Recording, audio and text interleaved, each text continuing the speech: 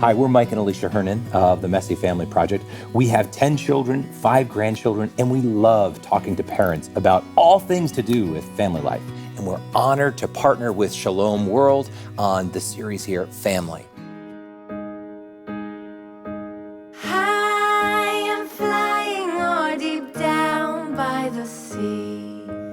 Anywhere we wish to be.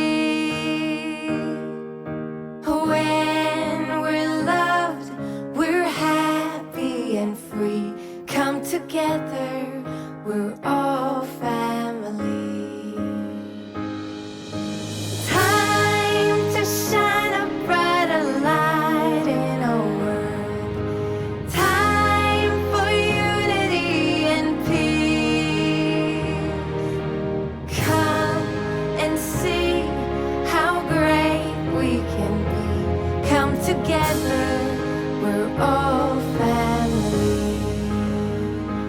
Come together, we're all family.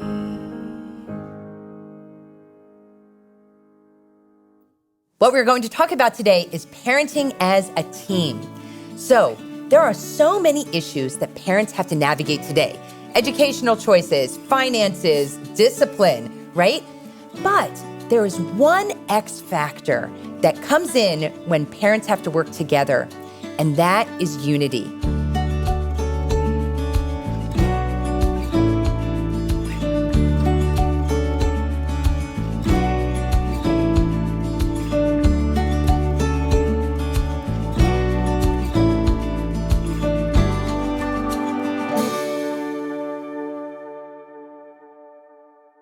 If parents don't have unity, all of the best advice that they get from podcasts or books or other experts is not going to work. But if they have unity, there is nothing that life throws at you that you will not be able to handle together. Because think about it this way. If you've ever read a parenting book, oftentimes they'll say things like, and if you don't follow our method, you'll irreparably, permanently scar your children for the rest of their lives. And then you read another book that says the exact same thing, but it's the opposite advice. Parents are conflicted. They're looking for, the perfect way. We all want to be great parents. But it is more important that you don't have necessarily confidence in a method or a training or a program, but they have confidence in each other. It's so important for us as parents to remember that neither one of us, neither mothers or fathers, image God perfectly by ourselves. It's only that when we're doing it together, when we are parenting together, that we can image God to our children. That's simply the way that we were designed. This is God's plan of family life. Right. So let's listen to some real parents on some struggles and challenges and questions that they have. In our family, there's a decision that she feels really strongly about. I've got to own it as well, so that the kids aren't seeing me as the good cop or me as the person they can maybe convince otherwise, but we're kind of taking shared ownership in decisions that maybe she or I felt most strongly about, and showing that united front so the kids know nothing is coming between us. I can't imagine parenting not as a team. I know that that's prevalent in our society of single parenting. And I'm just so blessed that we're on the same wavelength, because I know even in homes with two parents that it's not always on the same wavelength. So I think it's making sure that we share, I did this with this one, you did this. Oh, this struggle came up. They didn't share that with you. They just shared it with one of us. So the communication is huge. So parenting as a team is definitely, it's a blessing and it's a struggle. She is still waking up twice a night, some nights. And so, we try and take turns getting up to be with her, to feed her, and I work full time right now. And so it's definitely just, when I get off of work and I have to come back and I have to just get right back into being a parent. And, it's a beautiful thing to have a partner. Parenting as a team is so important because I oftentimes get very emotional, and my husband can take me back down and make sure that I don't destroy my relationship with my children by getting too emotional. I think parenting as a team is something that has definitely gotten better the longer we've been parents, but especially in the beginning, it was really tough, kind of coming from two different families of origin and having different ways that we were raised, and then trying to come together in one family and figure that out together. Like, what was our parenting method going to be? And we struggled with that for a lot of years, kind of butted heads about the way we were going to deal with certain situations. And eventually we took a parenting class and really began to parent as a team. We have really tried to have a consistent face of parenting and do the same things and be on the same page. We try to discipline similarly. We try to be consistent with, if a child comes to me and says, I want to do this, what does mom say? We try to back each other up. It's very key that you parent as a team. God gives us each different strengths. And so what I might not be so great at, David can pick up the slack. And so we both give 100%. And that's just so key that we are doing it together. That's a model for our kids. But it's also like we have to accompany each other on this journey. We were meant to do this together. And so we have to lean in on each other at all times.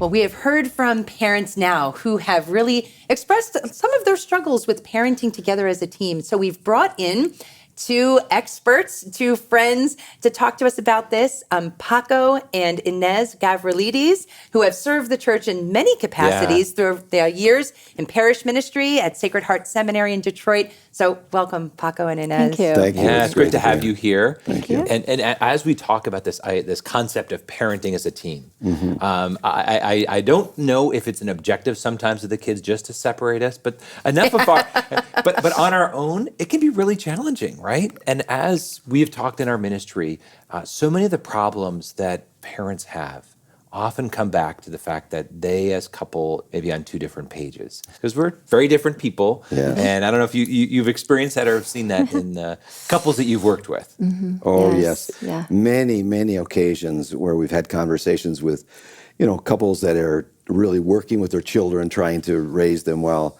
They will come to us individually and say, I just don't think my husband is on the same page with me or vice versa. Yeah. Mm-hmm. And what I find is that sometimes they come and say that because they want you to be a judge and say, referee, well, you're right, you're wrong, Yeah. Okay, listen, right? But it doesn't always work that way. For some, I think about it this way. Remember this couple who had come to us, and the wife was kind of complaining about the husband coming down too hard on the kids as the disciplinarian. The husband then came back and said, well, but she's being too soft. And there was probably truth to both of those. How do we begin that process of forming unity, of building something together? Because we made these kids together. So maybe we should try to figure out how to work better as a team. You come across some obstacle, something's going on. One of your kids needs special attention or help in some area to either cooperate or stop doing something that's annoying the others. And, with Paco and I, maybe I would start some process because I was with them all day long. The mom is there. The mom is noticing. Right. Dad comes home from work traditionally and might see one of the kids who's just out of sorts. And I would say it's what's a beautiful thing that the mothers do is the mothers many times have to interpret the kids to the father. Paco also sees the family more, and the husbands, I think, tend to see like running of the family and helping is from a governmental place where the mom is nurturing and the dad is saying, honey, we can't let this go on. And so he's kind of, as I'm saying, well, it's going on like this. And he's saying, yes, but if we do this for the broader picture, you're going to find greater order. It's kind of like the details in the relationship. Right. And then also the broad, where is this ship going? Exactly. You really need both. Would you agree, Paco? No, I would agree with that. And I think one interesting dynamic or things that I think go on in the heart of a man who loves his wife and the kids together. Sometimes you come home and you see the wife has been stressed because of the kids. Yeah. And so I'm committed to putting an order there to protect my wife, not only to bring the kids to good order. Yes. And she doesn't always realize how much I'm doing this for her. My dad would say that all the time. So I'm the second of 10 children, and my dad would say, I need to protect your mother from all you children. That's right. And it's just like, it's kind of tongue-in-cheek, but there is some truth to that. Right. Because mothers especially tend to self-sacrifice. Exactly. Expend themselves for their children, which is our instinct. Right. And that is needed to a certain extent. But that needs to be in balance with dad. And that's right. But how do you achieve that unity? Paco's brought this up to me too. It's like, whatever your history was growing up, how your parents dealt with disciplinary issues, is a lot of times you come into marriage, what other vision or picture do you have? Absolutely. But That's what right. you had. And if it wasn't really fine-tuned to the best place, then you bring that into the marriage and you don't realize there are better ways to do things sometimes. No, what I'd say what we learned how to do, sometimes very peacefully and sometimes with a little tension, which was kind of coach one another in how we were handling a certain situation. Yeah. Let's say It's a great coach. there's certain situations where a certain direction or discipline needs to be exercised, and Inez would be kind and gentle, but what they really needed was a word of authority and to be firmer about it.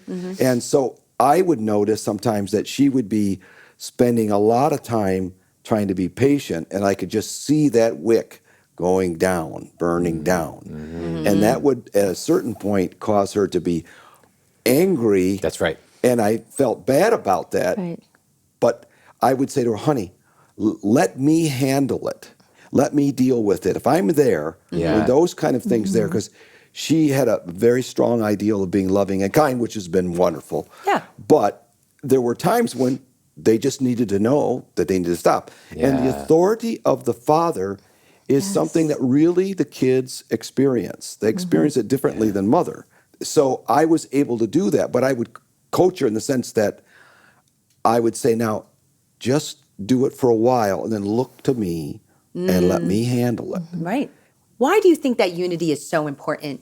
Our unity as parents. Why is that so important for our kids? If you really think of it, if the parents are on the same page, no matter what it is, whether it's what we're going to eat or where we're going to go and play or whatever it is, if they just know this is the way it is because this is what mom and dad, they will already instinctively infer whatever mom and dad are going to do. They're not going to think this out there, but is the best for us. If kids feel that mom and dad are not united or they're upset with each other, bam, immediately, I can promise you, there is fear that enters into the child's heart, fear of what's going to happen. I mean, all kinds of things can enter in, but I think the unity between the parents creates so much stability that even if some child is thinking, no, I don't want to do that, it'll only take a few minutes. Yeah. And then they will self-correct, Yes. because they realize I can't go anywhere with this. Mom and dad said this is how it is. Right. So I think it creates just an amazing stability. I don't know what you would say, Paco. I find that sometimes what the kids find helpful is the fact that the two of us are united, but we come at it as mom and dad. From different angles. So they get a fuller picture of the what a why good point. Yes. and how this should be understood. And we've used our dinner table as a very, very important, it's a sacred time for us. Yes. Totally, Yes. yeah. And we've worked out many things and talking through issues as the kids grew older and so on, about schedule and responsibilities in the house and all of that. And they can hear us both speaking. And we kind of are both ends of the table, so we can see one another and I can support what Inez says and she can support me. And if we differ on those situations, we don't say too much about that In there. front of the kids. Right. And going back to the other point, sometimes I would discover that she said one thing and I said another. What's the question that comes? Why did you say that? Why did you say that? And then, well, I said it because of this. Well, why did you say that? Well, I said it because of this. Oh. And then we have to say, okay, now what is it that we What do we say? What do we say? How do we get to the right place on that? Yes, you know? yes. This is an important thing, this dynamic of not only operating as a team, but it's a felt reality that your kids will know, hey, you know what? Dad backs up mom backs up dad. These guys, there is no daylight between the two of them, at least the appearance of, you know? That's right. And I think that's important. And one of the things you talked about, just keep talking and talking. One of the things that we do at the Messy Family Project is we encourage couples to do something we call the family board meeting. And this is a time where you as a couple are the board of Your Family Inc., right? You know, that we get away once a year and we kind of look at, where are we going? What's our bigger vision? Where are these kids? And then we look at each of the kids because it's hard to get on the same page when we have, we have at least 10 kids and we're like, it takes all time just thinking through them. That's right. And the more that we can discuss, the more that we can have real fruitful conversations, the more that we are going to then be able to operate in a united way. Right. And there's just, and then even discussing that at your like family meetings, whether they're impromptu or planned, right? You know, That's Are there any strategies like that, any techniques that you have used, whether it be communicating with your kids, and it sounds like you do a lot of kind of family meetings and stuff like that. We've been the family talkers. We talk through things. And we Paco and I think, because even before we got married, we were like, on the high end of wanting to talk through things. That's interesting too, because I guess you could say, well, some couples, depending on their temperaments and personalities, maybe you've got one spouse who just doesn't talk through things as much. One strategy is make a list of all the challenges and go through them one by one. Yes. How do we feel about what we allow our children to watch in terms of movies or anything on a television set? That's right. Device, Screens. What are we going to permit our children in terms of computer stuff? What are we going to permit our children, or what do we feel about gaming? I mean, this is get ahead of it, and that's what we've done. Let me add just one thing. Yeah, and we did that kind of from the beginning. One of the things that I think was really helpful was to say, what are they hearing from their friends? What are they struggling with in terms of these issues? Because sometimes they've heard, we are so aware now that our kids, once they walk out of the house, the world pounces right on them. Absolutely. And so we know that they're getting messages in different ways. And we need to be in touch with what their inner struggles are so that we can address them wisely and lovingly and help them even think through how to articulate it so that when the next time they're with their friends, they're going to be able to say something in a way that really reveals their Christian convictions. Right. One thing I did want to ask you about is prayer. Yes. And the role of prayer. Because I was thinking about when we keep talking about unity, who is the great unifier? The Holy Spirit. Right? The Holy Spirit brings unity. Yes. And one thing, when couples come to us with problems, usually we ask them if they have problems in finances or in-laws or even in parenting. Yes. It all goes back to, are you on the same page with your spouse? Right. Have you and your spouse prayed about this together? Because I don't have all the answers for them. Mike doesn't have all the answers for them. But you know what I do know? I know that God has the answer. And I believe that when a couple comes together before the Lord and says, help us. Yes. Show us the way. Show us the way that he's going to show up. We came into our marriage very united in prayer.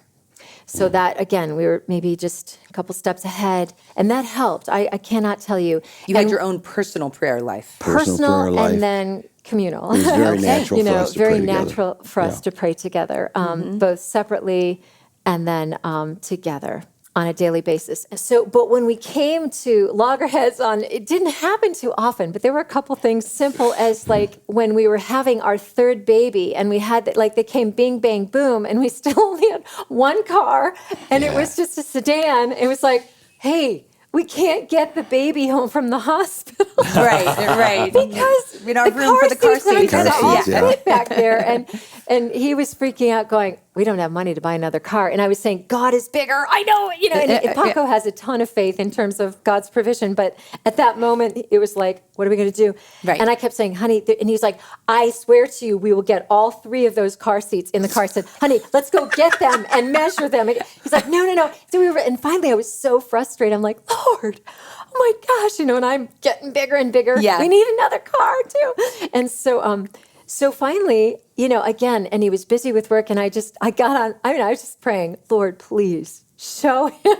I was in a Blessed Mother, show him, St. Joseph, But we took things to prayer, and then finally Paco just went and prayed about it. And he came back, he said, Inez, you're right. Well, what was I thinking, So God brought you on the right path. In that, other times he's done that with me. So prayer is so essential. And sometimes when you pray together, also you're humbling yourselves before God. That's right. Yeah. And all the little proud, stuff that we all hold on to, when you're really humble, you're humbling yourself. Then finally, I think you're ready to also listen. And one of the principles we talk about, it's better to be wrong together than right alone. Yeah. Because, again, not in the moral world, but just in these prudential decisions of, do we buy this car? Do we discipline in this way? Do we go to this experience? And it's like, it's better to be united. It's better to have a clear unity. And I feel like God, a discernment. If you're ever wondering what God's will is, you being disunited is an easy discernment that that's the wrong thing for you to do. Exactly. And the more that you can have that humility, that will bring you together. Yeah, God is present within our unity. Yes, That's when where 2 or 3 are gathered, right? Yes. And it's like, okay, we're 2 coming together as a couple and going before the Lord. I know I had my sister shared with me a story about they had financial difficulties. Their car broke down. And they had spent their emergency fund on something else that was not really an emergency. Right.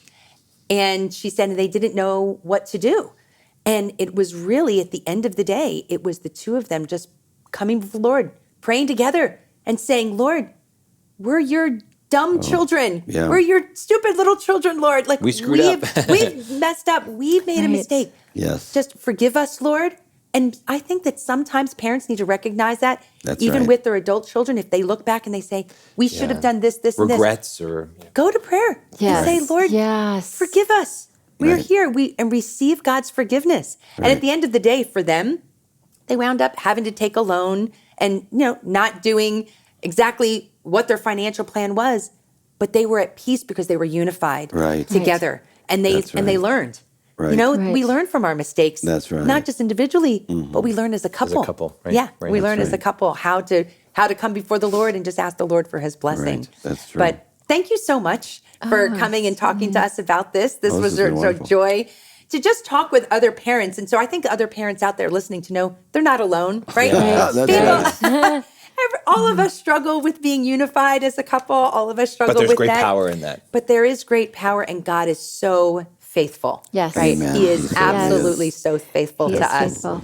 So stay tuned as we summarize this great conversation about parenting as a team.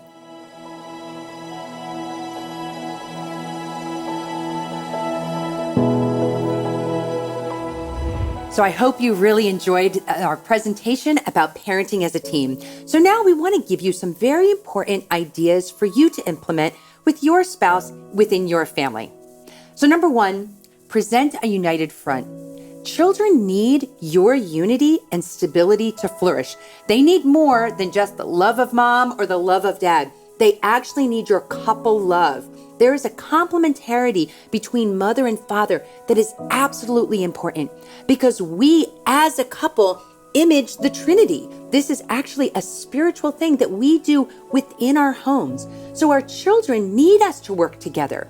They need us to provide that sure foundation, that stable place for them to become who they were created to be.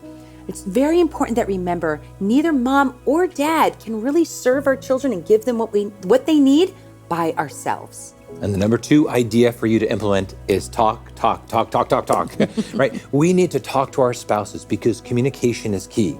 Your spouse cannot read your mind as much as we would like them to, right? And you can't be united without talking to each other. So talk about discipline, talk about household chores, finances, all of those things that need to be discussed with you as a spouse, right? Take the time to have those crucial conversations with each other. As parents, we sometimes get driven, pulled apart in many ways, shuttling kids and busy and urgent lives, right? But we need to not be able to shoot from the hip. We need to be not driven by what is right in front of us. We need each other and we need that unity, and it only comes as part of communication. And number 3, we really want to challenge you to defer to one another, as it says in Ephesians 5. That mutual submission is a very important part of coming together as one. So your unity is not like 2 pieces of cloth that's being sewn together. Your unity is actually two different metals that are forged together, and you create something entirely new. One of the things that we always say that you need to remember is that it's better to be wrong together than right alone. Now, of course, we don't mean morally, of course, but sometimes even the best idea, if you're not in unity with each other, it's not going to work. It's better that you have an idea that maybe needs some refinement, but you're doing it with your spouse, because your unity is the most important element of your marriage. Right. So, and the fourth and final point, and it's a vital point, is pray individually and as a couple. Right?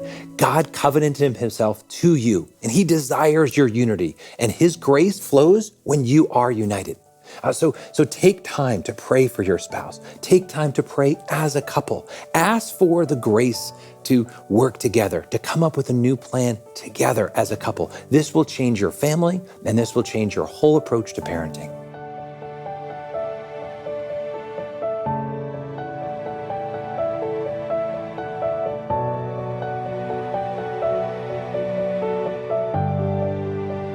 All right, so there is a lot to talk about with this topic, right? Getting a united vision, getting on the same page with your spouse, really being a team, that united force that your family needs is vital for your family. So we want you to take time. Don't let this whole episode just walk away from you or wash over you, as Alicia would say. We really want you to internalize this and work on this as a great conversation for future dates for you and your spouse. How can you become more united? And we will see you next time on our next episode with our very special guest, Sister John Paul, a Dominican principal who runs a school and helps form children in virtue. And she has some valuable lessons for parents on forming kids in virtue. Yeah, and until next time, may the Lord bless you and keep you.